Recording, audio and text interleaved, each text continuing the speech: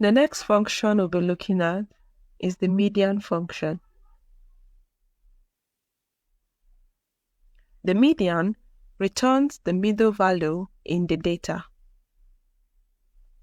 It is written as equals to median. Calculating the median manually requires that the data is sorted and arranged from low to high. But when using the median function, you don't necessarily need to sort your data from low to high. The median function automatically does that for you. We would also look at the mode function. The mode is used to find the number that appears the most. It is written as equal to mode.sngl.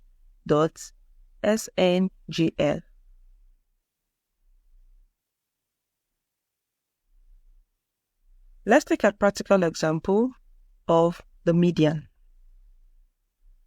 Say, for example, we have these numbers here, and we want to determine the median. The median is quite straight to the point. Simply type the formula median, open bracket, select your range, close the bracket, and hit the enter key. So the median in this case is 31. Notice that we did not have to sort this data from smallest to highest. The median function would sort it and give us the middle value. Let's look at the mode. The mode returns the number that appears the most. So let's say, for example, we want to look for the age that appeared the most. So you start by typing your mode function, mode.sngl.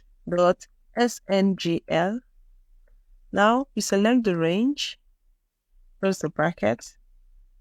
Now this means that 30 appear more in this data. These two functions are quite easy and straight to the point.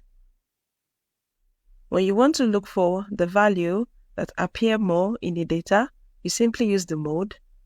For median, when you want to look for the middle value, you use the median.